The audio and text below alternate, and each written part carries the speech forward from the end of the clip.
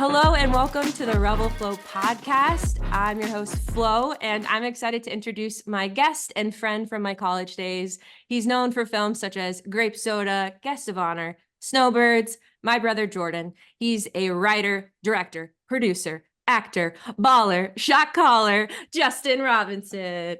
Welcome. I wanted to have you on because this podcast really focuses on inspiring the creative, and you are the epitome of all things creative across the board, but really specifically within media, film, writing, comedy, all of those things. And so I just feel like you have a lot of knowledge and cool stories and stuff to share with the listeners. But yeah, just a little background. Me and Justin went to college together. I got to know Justin through some friends, and I got to be in some of your videos, which I definitely reminisced and went through YouTube. Also forgot how hilarious Chris Birch is.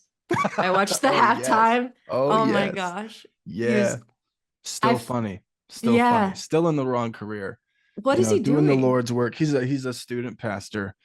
But I'm always like, if you ever retire the Bible, you got an acting career ahead of you. But no, yeah, he's one of those people. That's how I met him. Was I saw him in someone else's video, and it was a video for some church thing that had no basis of Christianity. It was just like a silly comedic video. And I remember my friend showing me. I went, "Who is that?"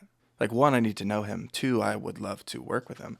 And that's kind of how we became friends. But I get to see him every time I come back to Greenville for Christmas, or I was in his wedding a couple years ago. But yeah, he's one of the funniest people I know.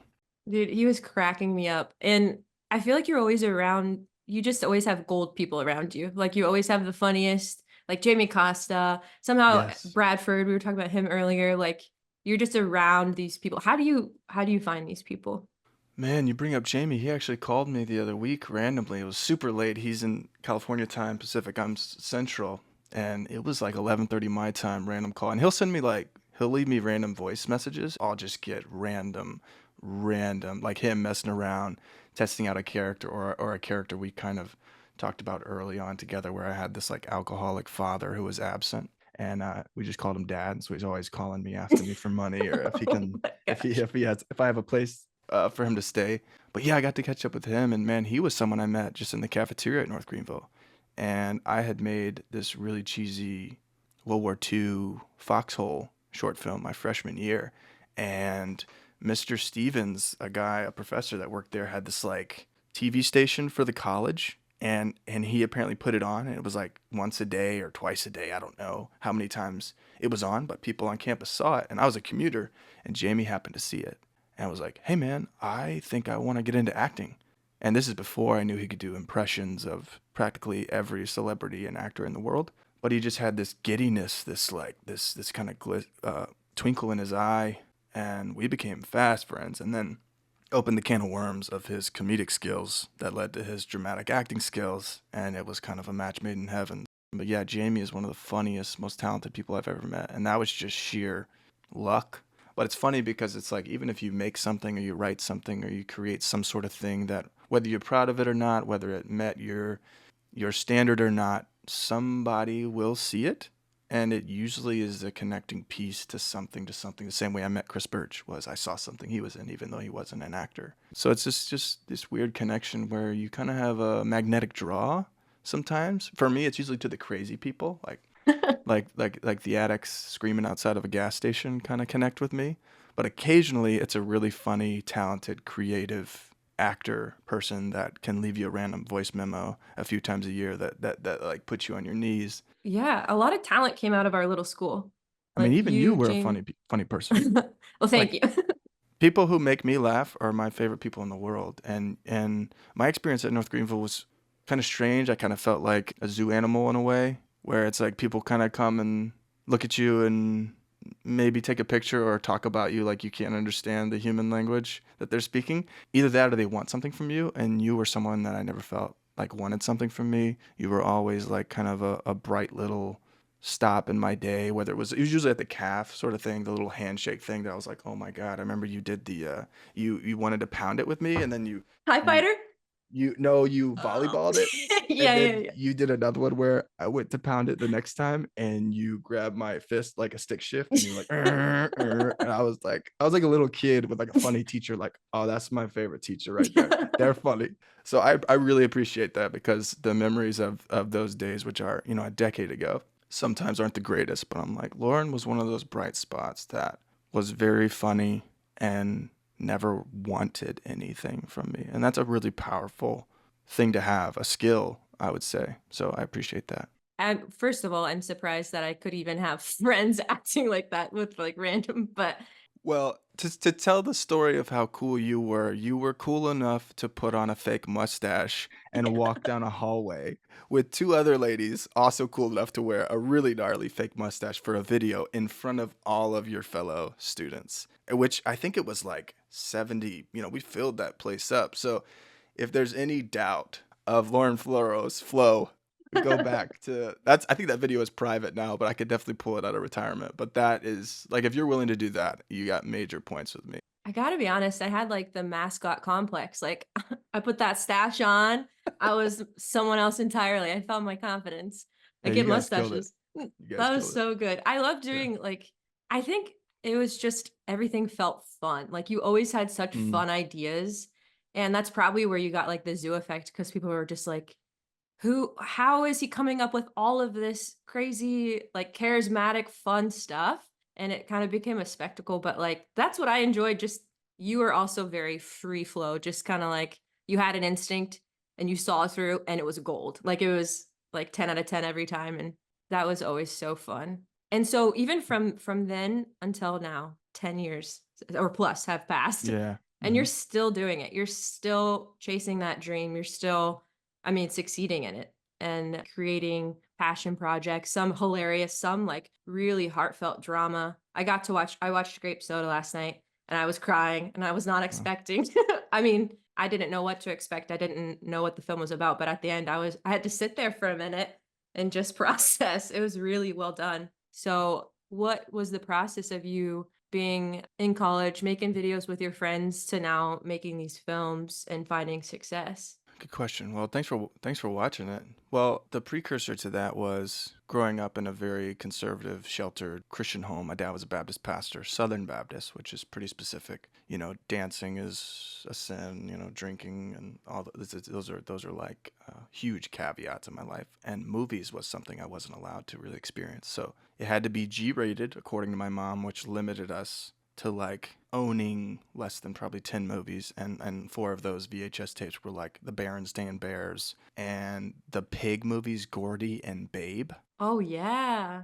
Those were ones we saw way too much. So our cinematic experiences were really limited. Like literature wasn't a part of our life, music wasn't really a part of our life, other than like the Gaither vocal band. So I was pretty unstimulated with stories and didn't know that I kind of had that itch and was a really terrible reader. Like reading comprehension was my probably worst subject, even though I was homeschooled, so most of my subjects I was pretty bad at. But I didn't know that I had an itch for storytelling, filmmaking, whatever, because I didn't even know it really existed in a job form. And anytime I ever got to see a movie at someone's house or at a sleepover at their birthday party, I was transfixed, but I didn't really know. So my only goal was to play college basketball. That was the dream. That was the mindset, which was a pretty polarizing mindset, especially that early on.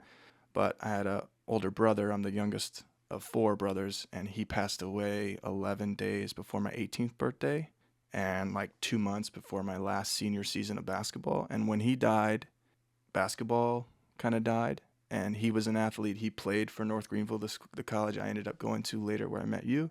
But it was this kind of cosmic kidnapping of this dream and this goal of basketball. But when Jordan died, that dream died. And I finished out that year, didn't really touch a basketball for a long time. And through the loneliness of now being basically truly a Lone Ranger, somehow film, writing, short films, directing filled the place of basketball in a way. Like the same drive I had to be the first one on the court, last one on the court, metaphorically, trying to kind of transitioned pretty seamlessly to filmmaking and had to teach myself how to write. I had no clue, so I was just on my computer Googling, YouTube, Vimeo, anything, anyone that could teach me or a way to learn. So when I got to North Greenville, that was all I really wanted to do was make some sort of films. So in class, I was not only a terrible student, I spent most of my time not taking notes, and I would be scribbling, a sketch idea or something like that. So I was pretty addicted. So through college, through meeting some people who were willing to either put on a mustache or come and help me, even if they didn't have like a dire interest to make movies one day, it was really beneficial for me to try and see. Although I had no aesthetic ideas, I was super green in pretty much every way, but I had a pretty big appetite to do it, to try it. So when I went to North Greenville, that's where I just started. I want to be a director. I want to be a filmmaker. And so trial and error of just making stuff with friends and making stuff in people's backyards, or making stuff in class, or hey, could I not write a paper? Could I just make a video? Like I remember you did one where it was something like Spanish class or Oh, something. You did yeah. like, and I was like, With Becky. yes, yes, my kind of people, like it's something different for the teacher, obviously. And as long as you're doing your work. So I got out of a few papers and stuff like that just to do something I felt that I could do a better job of and it wouldn't dent my mental state. So I just got pretty heavily invested into then, I had to start watching movies. So people are like, have you seen Harry Potter? Have you seen Star Wars? I'm like, bro, I was homeschooled in a Baptist home. No, I haven't seen The Godfather. No, I haven't seen Star Wars. So I was behind on pretty much all pop culture popcorn movies outside of a few. So even as a filmmaker, I'm still way behind on kind of seeing what the general public grew up with. But yeah, so from North Greenville went on to keep doing that, just making trial and error on my own. I would freelance and do these jobs and spend all of my money to make a thing like Grape Soda. And that was a connection that I think the biggest reason it worked was because of my actor Mark, which he kind of shouldered the whole thing, and he was someone I met through seeing something he was in years prior. That was kind of how it started. And Grape Soda was kind of a big watershed moment because it was the first time I only wrote and I only directed instead of, because of whatever reason, having to shoot it, having to kind of be in it, or having to do this and this and this. It was kind of the first time where I felt like I got to do it for real on a very small scale. And I remember the first morning going, oh yeah, I could, like, this feels right. I feel like these shoes fit. You tried it on in the dressing room, you're like, yeah, I'm definitely walking out with this. And that's a really rare occurrence for me because I don't feel like I fit and I don't feel like things fit on and around me in many, many, many ways. But that was a big moment for me to go, okay, yeah, which was something I had really never experienced in life. The only person I felt like I fit with was my brother, who was dead. So then you have this fish out of water element that's lifelong get much worse when the only person you're not misunderstood by is literally not here. So it was like, oh wow, well at least like I felt a little bit of like the sense of that Jordan gave me in a filmmaking sense, which was something I wasn't even hunting for, but you kind of like you felt that. Yeah, Jordan wasn't as bright and verbal as like Steve Irwin, but I think like all the animals of the world, the way Steve Irwin like made animals feel. I can't Mhm. speak for the crocodiles, maybe the ones that are maybe more the apex predators, but like a little gecko or something where he's like, oh, it's so beautiful. Like I feel like Jordan had that effect on people instead of something more violent. So Jordan had the kind of the Steve Irwin effect without maybe being as loud and having the long mullet, but that was something that through the emotional aspect of my life, being on set, I kind of had that sense, which made me feel really safe. Yeah, it felt like home. And Yeah, it's beautiful that you were able to have that experience with your brother too. And then you found this, which felt like a piece of him that you got to still carry his legacy through and still feel like a bonding moment, even from a distance, which yeah. so beautiful. And to speak to the point about how you didn't really have movies and things growing up, I think that's actually an X factor. Like I think that's Mm, a really good, like you weren't influenced too much to where you're making carbon copies of everything. Like you get to be unique because, when you're younger, that's when your personality and your skills are developing and yours were untouched. Like you have your genuine perspective and now you're starting to filter it through with what you're learning, but you still, it's so ingrained in you with what you've grown up with being able to navigate things on your own. So you get to have that X factor of being very unique with your perspective, your approach, and you're building your skill set. So it is an X factor and might feel Mm, like you're behind, but I feel like actually you're not with what you carry, with what you bring. It's needed. You see a lot of the same thing over and over again, but not with you. that's a really beautiful perspective. I all the times I've shared anything similar, I have not heard that, so that's actually really interesting. Because I do a lot of that has informed my writing, just the characters I met, at a small town potluck at a church on Sunday. You get to meet some pretty interesting characters, but yeah, that is a beautiful perspective. Yeah. And a lot of your films have been getting traction. Like Grape Soda it won a few awards, right? Yeah, the biggest thing it was there's a website called Vimeo, which is kind of like YouTube for filmmakers. I don't think it's in its heyday as it was anymore, but they did a thing called staff pick. So like their own staff would go, it would give you the laurel, the stamp, and then it would be featured on the front page. And somehow Grape Soda got that, and that kind of immediately just put it on the screen of all these filmmakers. It wasn't just the general public necessarily, it's more of like creatives and artists and professionals in the industry that kind of had a hand in Vimeo. So yeah, it kind of blew up on there. And then there was a website, a YouTube channel called Amuleto that posts shorts, and they have millions of subscribers. So they asked to share a few of my films on there, and Grape Soda went on there. And it's more international. Like there's people from all over the world watching it. So it's not just an Americanized audience. So that was really cool to kind of see it reach. But yeah, Grape Soda was a really cool thing to see kind of go be seen, and it's also not a flashy, not a blockbuster film. It's not a horror movie. It's kind of the last thing you would think that would kind of sink into the bloodstream of like the general public, because it's kind of tragic and sad and slow, and a balding bearded guy at the center, and people are like, yeah, I'm game for that.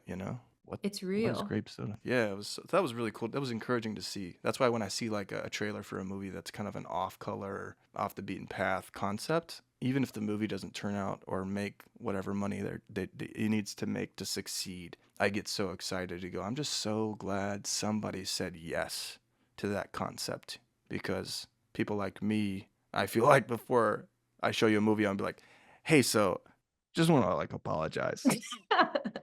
Just want to like, you take it for what you will, but like, I'm sorry a little bit, like it's gonna make you feel kind of weird probably, and you probably won't expect it. Not in like a M. Night Shyamalan sense of like twists and turns, but like it's gonna be bizarre. Just be open to it, So that's kind of a funny aspect of my life. No, I think it's really cool because you, at least from my perspective, like I knew you as just hilarious and really good at what you were working on at the time. And to see films where I just connect like so at an emotional level, like I know you can do funny. I know you're great at being creative and all that stuff. But then seeing that like other side of the coin of deep emotional connection with two characters I'd never met before and their daughter.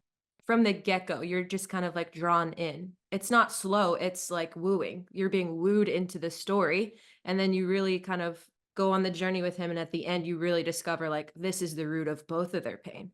Like at the beginning, you think one of them's the enemy, but at the end, you're like, oh my gosh, they're human. They're not an enemy. They're both human. And so it was Mm. really beautiful to kind of like watch that journey. I just felt my face getting like closer and closer to the screen, it drew me in. So I mean, it makes complete sense to me that it was successful. I don't know as much about the film industry as you do, but it seems to me like you need a lot of flash, a lot of bang, a lot of Yeah. attention grabbing, like shock. And sometimes that's cool, but like to have a real connection, to have a real emotional response, it's all about the wooing and like drawing them in and keeping them for the whole story. Like it was different, but it was great.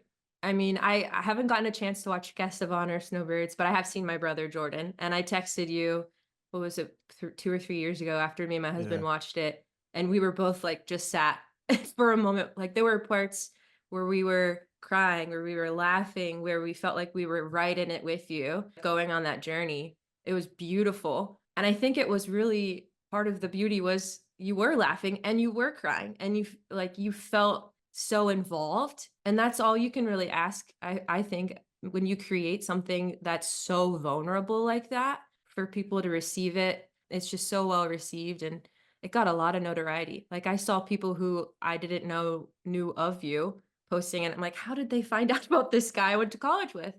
Like, you Yeah. got a lot of really great feedback about it. What was that process? Because it was an 8-year process, right? Creating that? Yeah. Started my senior year, which again, I was super green and as a filmmaker, but I had that burning desire. 2012, so started the senior year was 4 years after he had died. We were in a new state, and the new state we moved to, which was South Carolina, Jordan got sick pretty much right away. So like the people who knew him there only kind of knew him as like the guy with cancer, and they only knew me as the guy who was the brother of the guy with cancer, and then later the brother of the guy who died. So I think that lent itself to feel more like an animal in a cage because people would act like they don't know you or just not know what to say. I mean, death is a weird thing for people to talk about in any aspect of life, but especially the Christian world because you feel like you have to throw a Bible verse at them or like give them some sort of Christian casserole where you're like, hey, maybe just let me breathe for a sec and we don't have to fix everything because we can't. That's the whole purpose of that world is you can't. And so I think it was an interesting aspect of being a major fish out of water and feeling like all these people that didn't get to know him because when someone's sick, I mean, there's such a veil in between, and especially at how sick he was. And I think the general public was like, oh, he has cancer. Like he might be bald from chemotherapy, but like he's gonna look like an angel, and like, oh no, you look so good without your hair. And most of the time, that's not true. Like he was dying. He looked like he was dying, and especially in months leading up to his death. Like if anyone ever came to the hospital, even like some old guy who didn't even know his name from my dad's church showed up. Like when they came through the door, it would be like a shock because when you could smell death, like his leg was so filled with tumors, it was very unexpected for people. And so one of the aspects of me wanting to make that was for myself going, I want to make sure that what I'm remembering was not falsified by my own opinion, my own perspective, but deep down I know this is the truth. I know I got really lucky to have Jordan as a brother because he tethered me to a lot of things that I had no business being tethered to. You know, I did not fit into that place, and I still didn't fit into that place or that dynamic. But because of Jordan, it softened the fall of me. And so I wanted to make it for myself. I wanted to write my own history book so that when I'm older or when I can't remember as well, I can go back and go, this is the truth. These were the glory days. The way I feel, the way I think is because of this. I feel so heavy because he with me was so light. I feel so alone because I felt so unalone with him. Also, he was just one of those people that didn't ever get the spotlight. He didn't catch people's eye, so to speak, in like a center of the tension or just the loud personality. He was just the quiet person, the person at the table that would kind of let everybody go first. Even if that wasn't intentional, he was just kind of took a back seat, and I just wanted to put a spotlight on him and go like, this is like so much of what I'm not and can't be, and I'm not supposed to be, but I'm so grateful people like this exist because people like me need people like that. So there was a good yin and yang to us, but there was so much beauty in that like naivete he had and innocence. Because for me, the veil of innocence was torn from me like way too early. So I was able to see both sides of the fence. I wanted to make something that I could remember and enjoy and know that my feelings were truthful. And then I also wanted to make something for all the people that aren't filmmakers, aren't creatives, that could relive and also go, man, I don't want to compare them to a sandwich, but it's like that one sandwich you had in your life where you're like, I think that might have been the best sandwich I've ever had in my life. And every time you eat a sandwich, from then on out, you think about it. Even if it had the most basic, like simple ingredients, he was the best sandwich you kind of ever had. And I wanted people to be able to remember that. So I started in 2012, which was my senior year. So I just started shooting interviews. Didn't know what I was going to do. Years went by. Still didn't know what I was going to do. And then years went by. I was afraid people were going to die. People were going to forget. You know, it had already been 4 years. It had already been 5 years. It had already been 6 years. And then I finally realized I needed to kind of put myself in it to get to be essentially a tour guide because I knew him better than anyone else. But even though I didn't make the film for that reason, so I just thought I need to like be there and go, I can't introduce you to him because he's not here, but I do have some evidence. I have a lot of evidence. And so that's where it was kind of birthed. And then when I finally finished it, of course, COVID, pandemic, what do I do now? You know, we're we're going for a walk at a park and a cop tells you can't be outside. So you're like, oh, this is like post-apocalyptic zombie movie stuff. So everyone else that kind of would have had a hand on what do you do with this film? Where do you take it? Where do you try to sell it? We're all kind of running around with their heads cut off because all of their own projects, all their own film festivals and streaming sources were like, oh, wow, what do? We need more content because now we don't have content coming in. The film industry shut down. So it was a very hectic, weird kind of time to go, oh, because for me, I never had a dream of trying to sell it or make money off. I was just like, hey, where do I put this where it can play? And then that led me down the road of all these no's and people saying, well, you should probably cut it. Like I would maybe take this out. I was like, I'm not interested in that. It's either you take it or you don't. And I know that's very like rookie of me and however you want to perceive it. But like, that's not what I'm asking. I'm just going, would you like to platform this? And when people had those kind of things, they're like, hey, you should maybe take out this character, whatever. It was a hard pass. So I ended up just putting it on YouTube and Vimeo for free. So people were home because it was the pandemic. People were hungry to watch content because they were locked in their houses.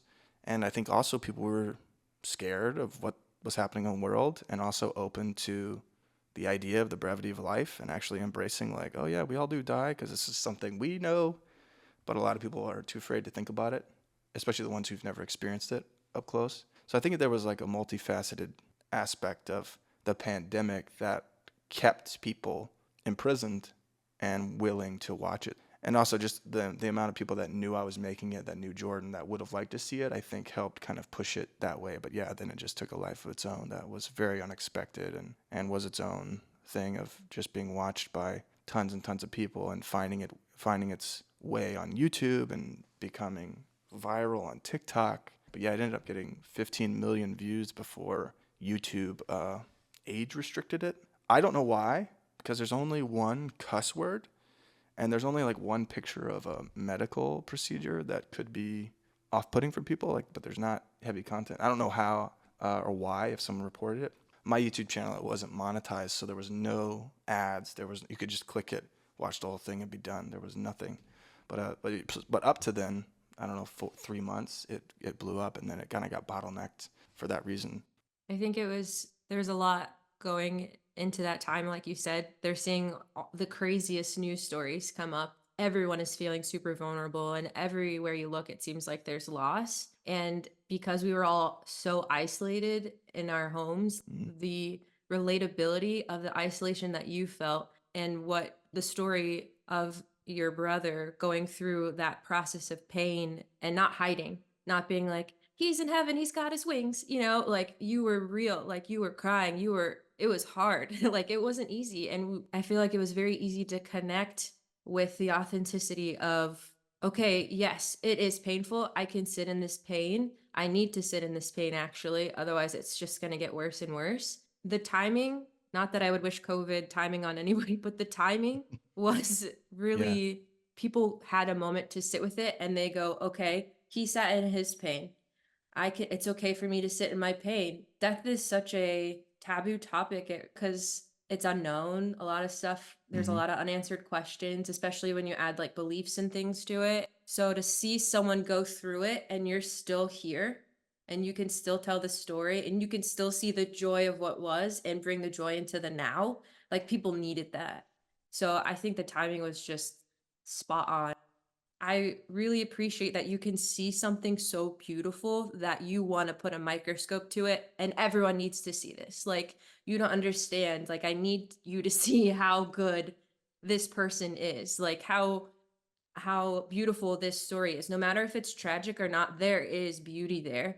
And I think you do a really excellent job of not hiding behind everything's good, sweep it under the rug, but like showing things for what it is and being completely real with it.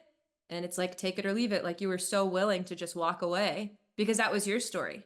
Only like that was your experience. No one can tell you to like, okay, cut out those years. No, like that would take away from the experience. But It's not typical, I know, especially people that like they want a bow. And as a filmmaker and as a person, I'm the wrong casting choice for that.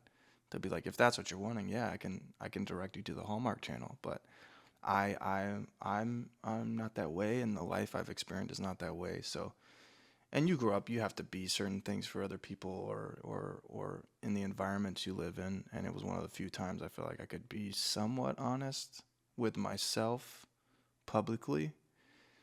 And because it is what it is, and I can't make it what it is not. And a lot of people wanted it to be something it wasn't. And that would be untruthful. The truth is something that's very important in my life. And I find being dishonest, especially in the format of filmmaking, very dangerous. Very dangerous. And very uninteresting to me. So whenever I've seen something or I've read something, you know when that sentence is lived. And I can appreciate that because you've gotten to see both sides of the fence. You know, so that was an aspect of the filmmaking of the film. Because initially I wanted to write a book because I just had all these stories and I thought that was the lane. But I happened to have all this video, and granted it was before iPhones, so like a lot of it wasn't HD high def of quality of any means. I mean, it was like VHS and really low quality mini DV stuff from the 90s and early 2000s. But that was like, this is all I have, and this is the best shot I could give you, the portrait of him, and say, this someone worth remembering. This is someone really beautiful. And to all the people who feel super normal, who feel like they don't have a lot to offer because they're not the outspoken, the exuberant, the loudest, the reality stars of the world, where they're just in the background, doing what they consider mundane. I'm like, Jordan was that. He was ordinary, but in my life, extraordinary. And I didn't wait till after death to say that. He knew that. But the film was to kind of echo that. To go, it's okay to be ordinary, because I had the most ordinary brother. But in that, he found ways to do something and give me something personally, not even I would say selfishly, that I had never experienced. Yeah, it was very powerful to be his little brother. So even for almost 18 years, I honestly don't know who I would be or what I would be doing without those years under his wings and on top of him, so to speak. I think the ordinary is actually the extraordinary, and we've got it so flipped. What grabs our attention, we think that's it. That's got to be the thing because everyone's looking at it, but it's the consistent moments. It's the showing up. You don't get any big success without those moments. Like, Yeah. people only see those big flashy things, but they don't see like the truth behind it. And so it almost feels like we've been lied to of the process.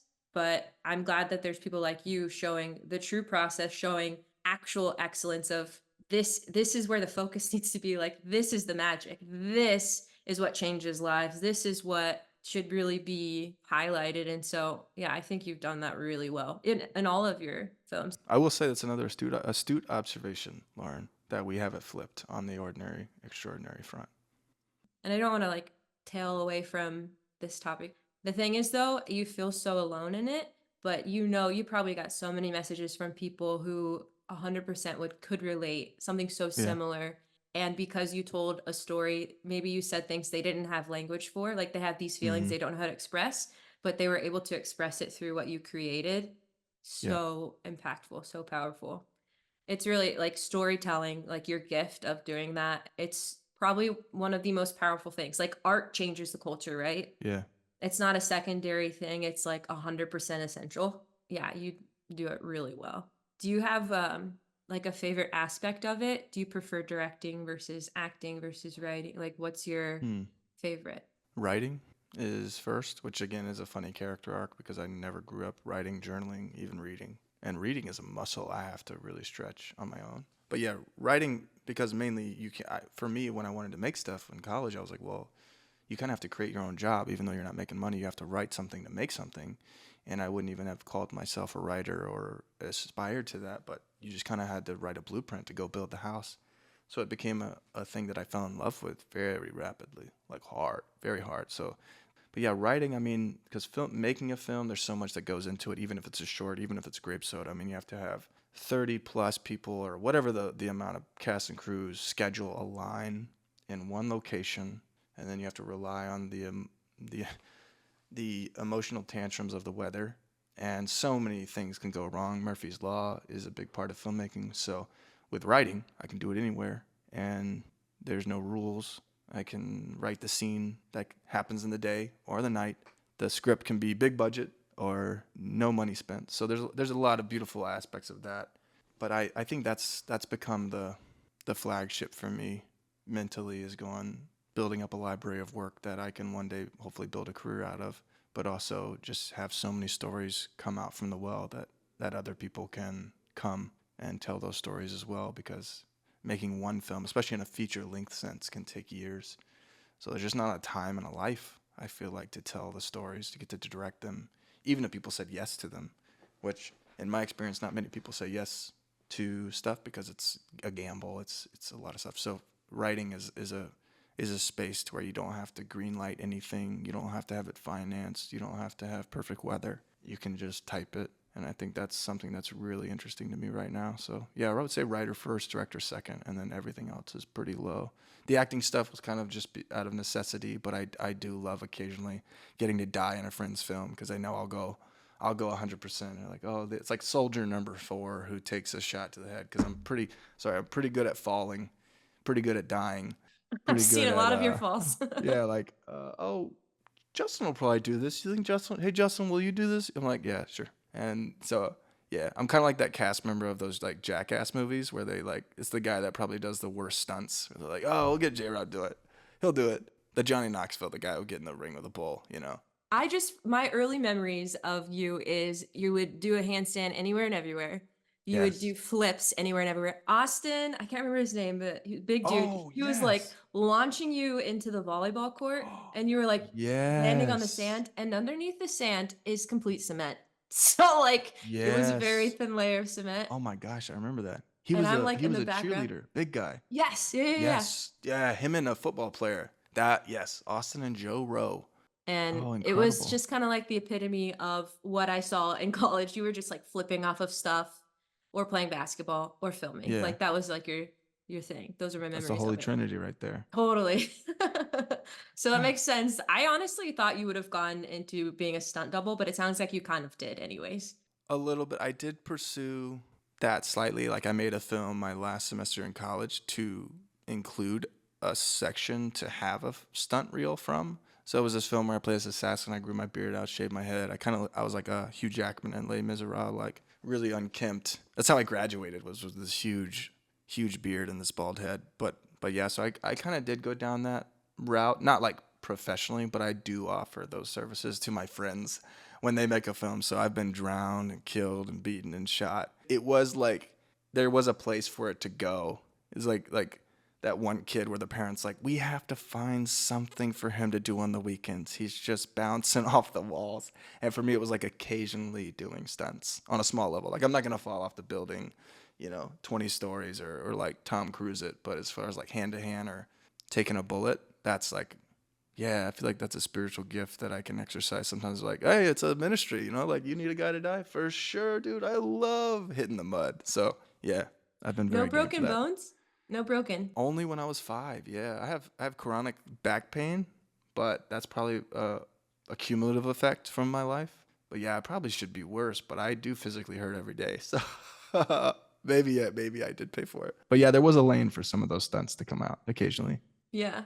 Oh, I wanted to ask where do you jump onto an idea? Like, how do you know you found an idea that you want to carry all the way through to even direct, or just know like that script, I feel good about that script? Like, do you have a certain process, or does it look different every time? I don't know if I figured it out, but it mostly feels like I work at a DMV and like it's always full with people. And everybody at a DMV does not want to be there.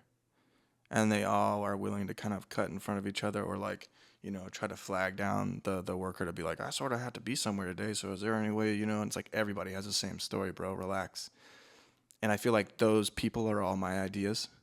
And so it's usually like the loudest or most obnoxious one or the one that's like the most patient where I'm like, yeah, you have been here the longest. I call your number. And then you come up, we talk, and you make your case. And I go, it looks like I don't have a choice. Let's get you, a driver's license or whatever you need. So it kind of feels like they just have festered for a long time. Like they've been in the crock pot for so long. When you kind of open it up and the steam comes out and you're like, oh, it's pretty tender. It's probably good. I should probably eat this. That's kind of the thing. And for me, it's really healthy to exercise those demons. So when I'm able to write it and get it out of my system, not just as a writer, but as a human, like mentally, I'm kind of freed, which is an aspect of writing that I discovered where most writers, aspiring writers, amateur writers, people who are not paid for a living like me who one day want to do that and make a living doing that, the idea of writing is so romanticized that they don't hate the act of writing. So they want the end goal of having written. And I like to write.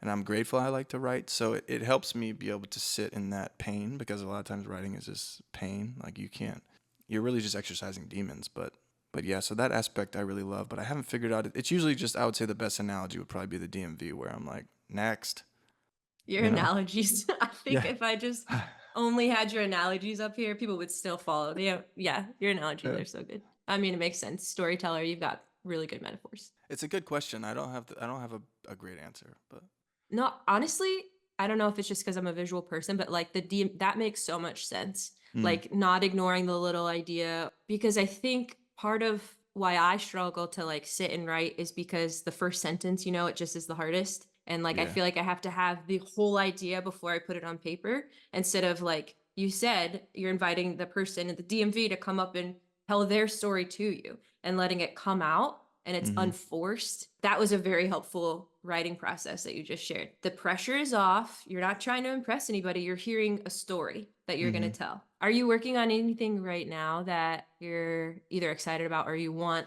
to share? Well, unfortunately, I've been stuck screenwriting, which I've never had like writer's block.